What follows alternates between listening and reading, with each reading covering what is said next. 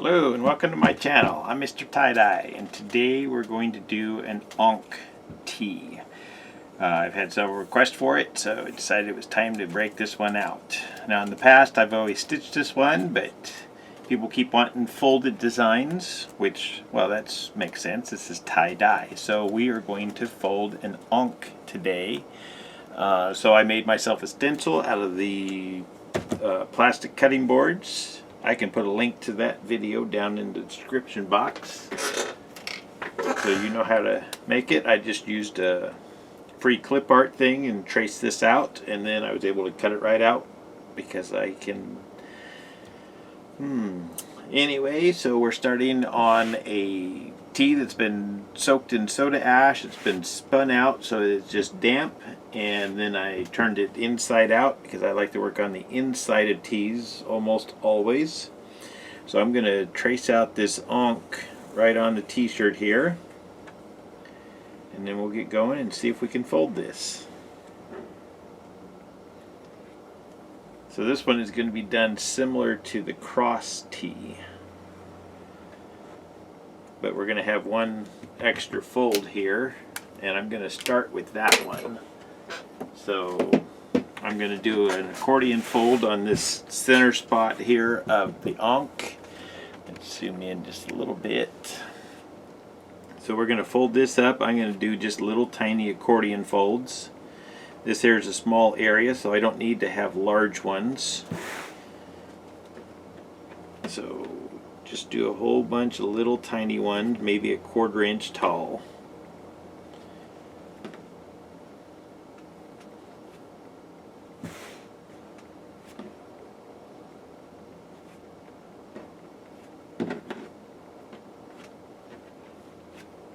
And then I'm going to use kite string to tie this up. You can also use rubber bands or whatever your method of tying is.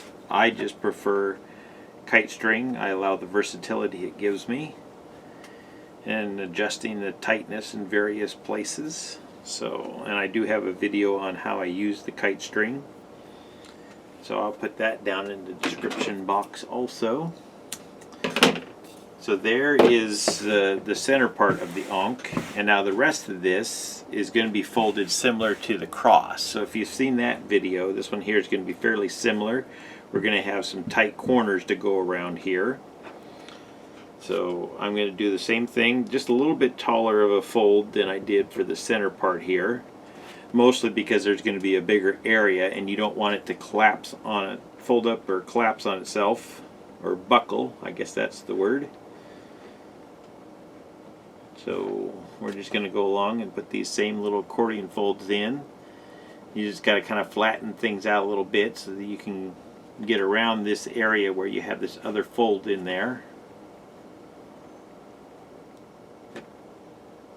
So I just kind of flip that up. I usually like to work underneath. I push up from underneath the t-shirt to lay that bit of line right where I want it. And then I use the top here to fold where I'm going straight down. And I want to end this run of fold here. Let's zoom in just a little more. So this line here is going to come to an end right here at this point. And that point there, I want to have it on the downward side of this, and it just makes it easier transitioning into the next side there. So sometimes I will make a smaller or a larger fold if I need to, pleat, just to make sure that that ends up on the downward side. So that's where we have it now. That bit of the line, that's the end of it, and it's on the downward side. Now this next line here, what I want to do is fold this up and across. So what I'm going to do is reach underneath here and just kind of give that a little bit of a twist over, and I lay that flat against there, and then I try to adjust it so that my folds are continuing to go straight down instead of off at an angle here. So I'm just going to adjust that just by kind of pulling and twisting it around. So it might bunch the fabric up just a little bit here in the middle, but that's fine. The main thing is we want our line going straight up and down just so we can keep our design straight. And also, if you don't get it exactly straight, just make sure that whatever your line is, if it has a little bit of an arc to it, that you put your die in that same arc. So, okay, so we got around that corner. Now we're just going to fold this next one up here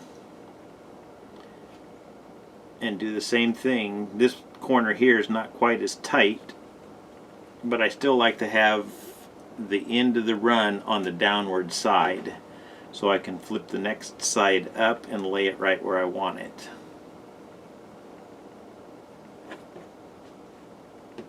And with the ankh, just like on the cross, you're going to have several of these folds, so you just have to keep working through each one.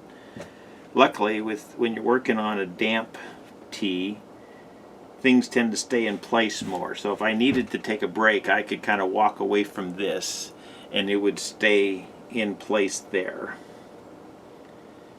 So yeah, these folds are just a little bit tighter than on the cross.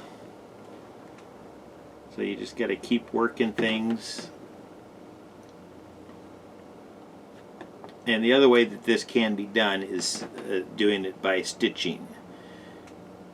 That method would be easier just because you can lay it out, stitch your design, and pull your threads, and it just creates all these little folds naturally.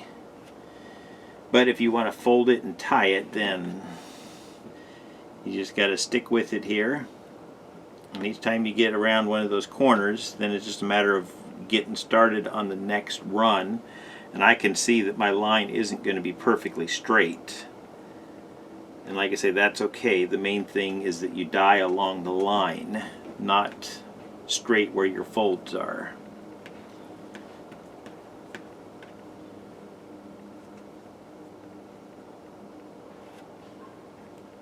Okay.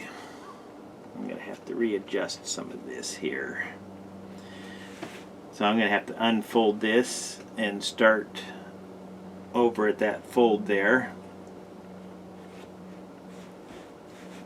Okay, let's see what else we can do here. Okay, so I unfolded this back to that first run that we did with that first tight corner. I think this time I'm going to do just a little bit bigger folds on there. Those little folds just pull out too easily.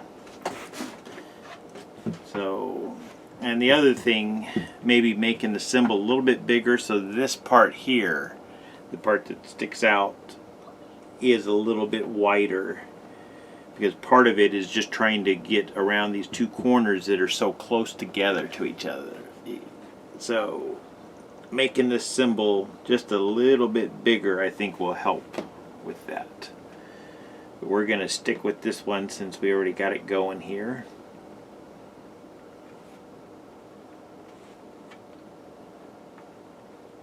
The main trouble is just not pulling your folds out here as you're trying to work the next ones in.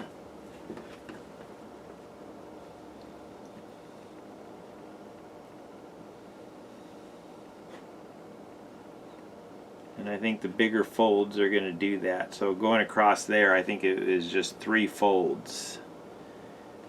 Yeah. And I'm once again able to end that run with my line going down. So now we're going to fold this other line up and around. And then I think we're heading towards our last tight corner here, and then we'll go down the rest of the way on the ankh.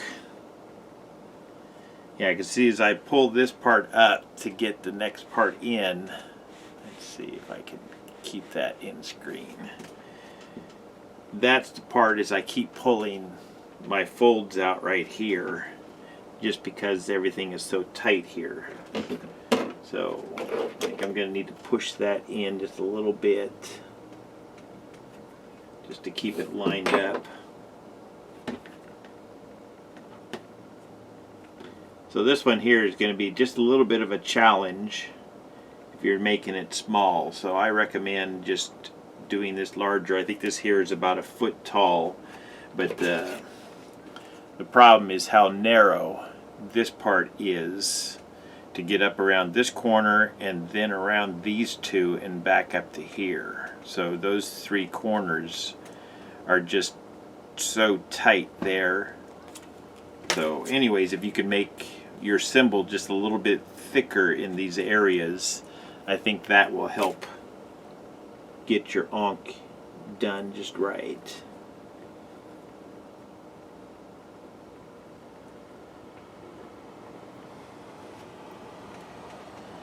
Alright. And like I say, this is going to be wadded up just a little bit, but as long as you keep your folds in place, and like I say, using this little cuticle pusher helps me kind of tuck some of them folds back in where they need to be. And now I'm on the last leg of this fold here, so I got the top cross part, and now I'm just going to head down. Let's see, I better back out here. So I'm heading down this last straightaway here.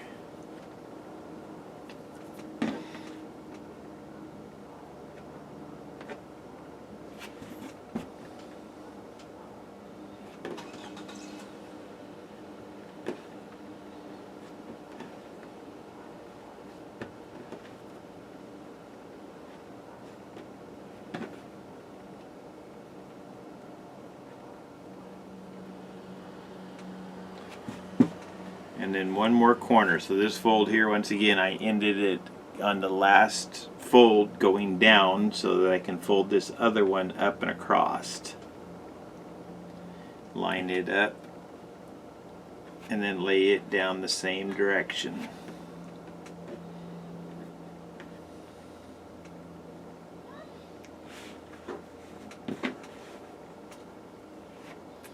Okay. So now I'm going to tie that up with some kite string. And this here is where kite string kind of comes in handy, because I can adjust the tension slowly and have it just as tight or as loose as I want it there. So I wrapped on kind of both sides of this line just to give it more support. I don't want to take a chance on tying it and having it buckle up on me. So I'm just going to wrap that out just a little bit wider on both sides of the symbol, or the line of the symbol, just to hold everything in place.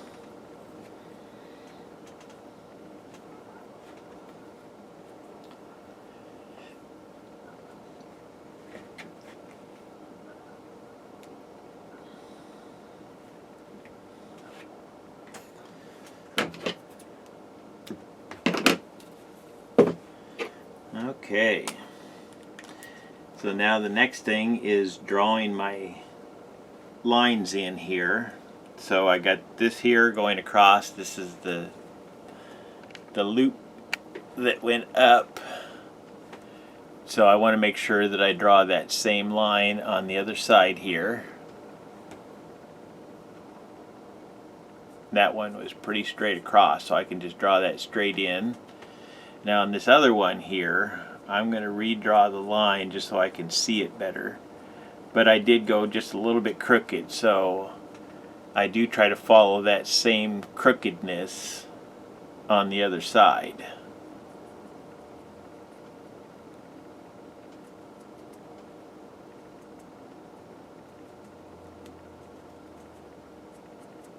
So we got that same little bend in there on both sides of the line here, on front and back.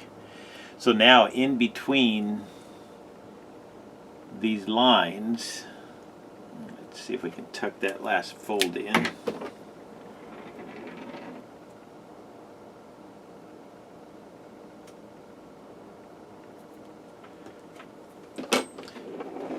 So now in between these lines is where the actual symbol is.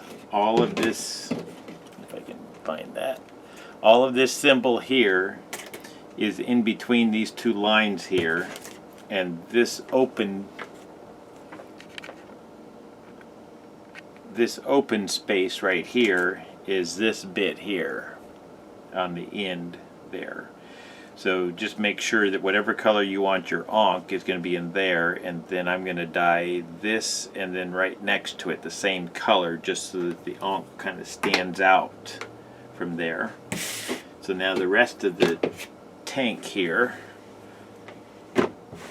maybe I'll put a spine up the back. So I already had this tank centered, so I'm just going to grab that back part.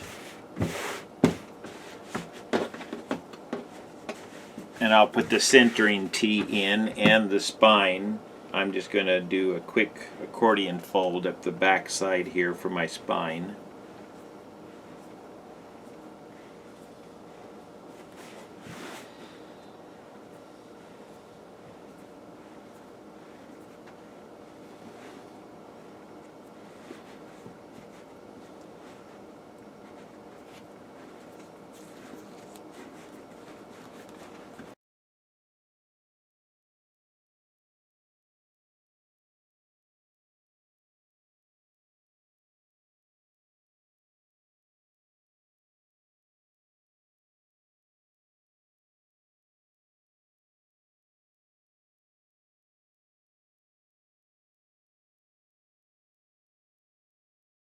So there is the ankh tee with the spine up the back. So I'm gonna get ready and we'll get this dyed. Okay, so I'm going to outline mine with black because I like to do that. So I'm using a thick black dye just so that I have a thin line when I'm done here. This thick dye doesn't spread much. I do have a video on how I make the thick black dye, but I will also be making a new one because I just got some new sodium alginate in. So for now I will put the old method on this video, and once I make a new video then I will put the new method on there. But the thick dye just allows me to outline that and not have the dye spread out and be too wide. Oh, grabbed my wrong one here. So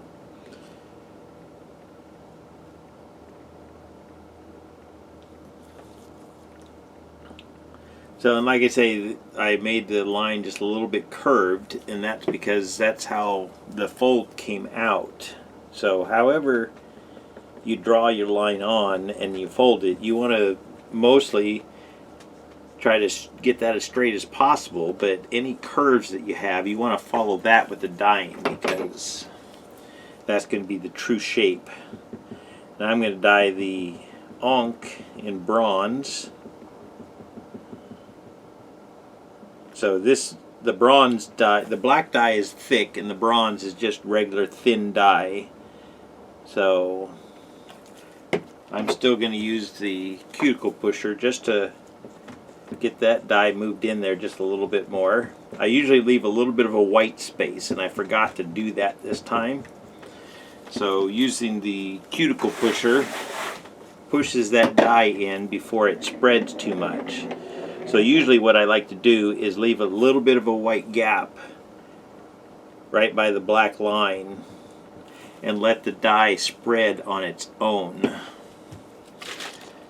And now on the inside of the ankh and then the outside, I'm going to put turquoise there. And I'll do the same thing with the turquoise. I'll just leave a little bit of a white line and allow that dye to spread on its own. Sorry about that.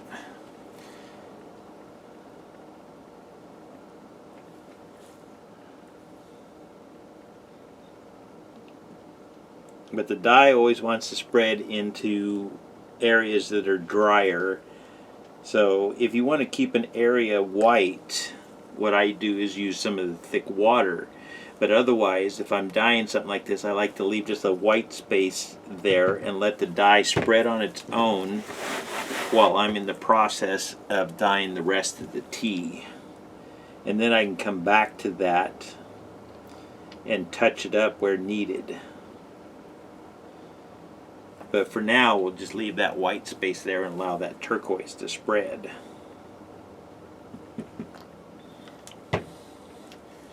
Okay, so now I'm going to go and do the spine that I put up the back. And for the spine, I think I'm going to use the same bronze and turquoise dye to do the spine.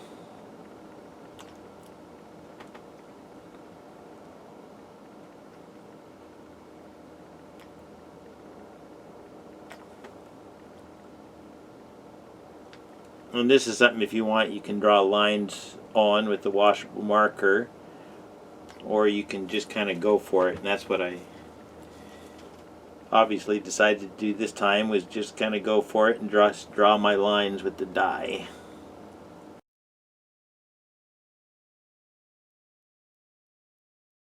Now what I'm going to do, I started with the bronze at the end on the front side, so now I'm going to put the turquoise at the end. So that's how you get the DNA look, or whatever that's in the spine, is by altering the colors, and that's going to make the colors just offset one. So on one side the blue is going to be here, on the other side the blue is going to be here, so it offsets and just creates an interesting pattern.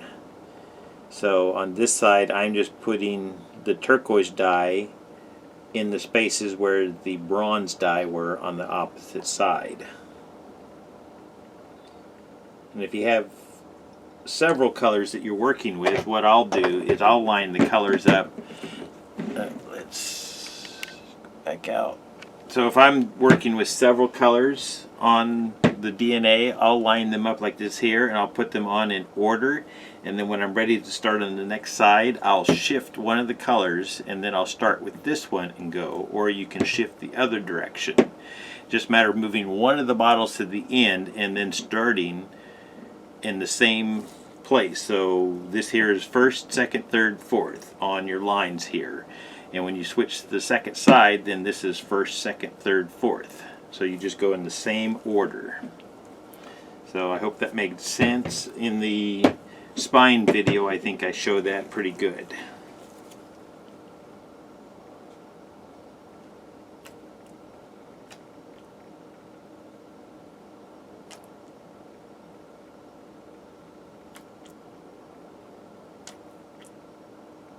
And then it's just a matter of playing with your saturation level, just to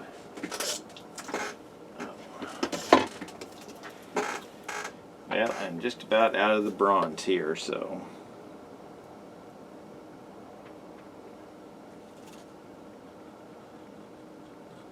but basically you want the dyes to penetrate about halfway in the layers there, just the thickness of the tea,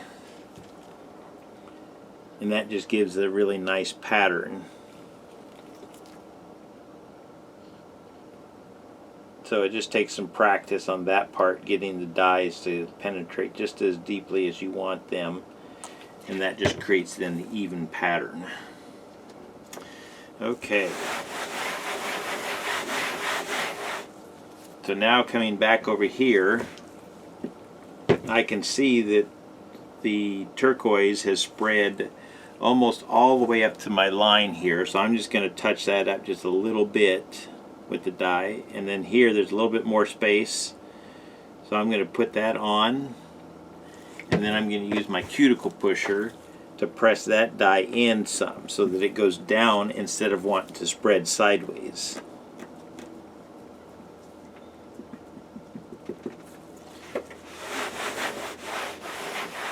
We'll flip that over and we'll do the same thing.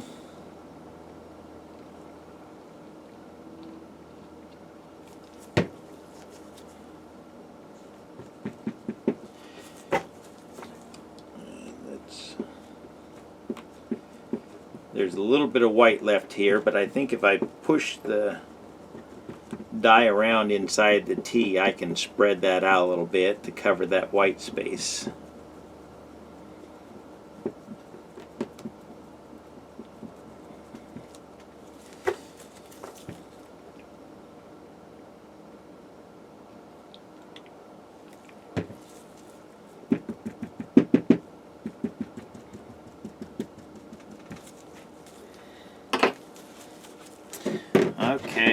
for the rest of the tank, I'm going to go with a light and dark green. So I'm going to put my light green on first, and then I'll coat that with the dark green.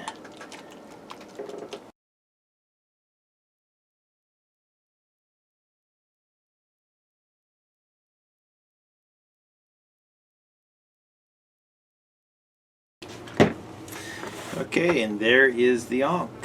So I'm going to let this batch for 48 hours, and then I'll have the results here in just a couple seconds for you.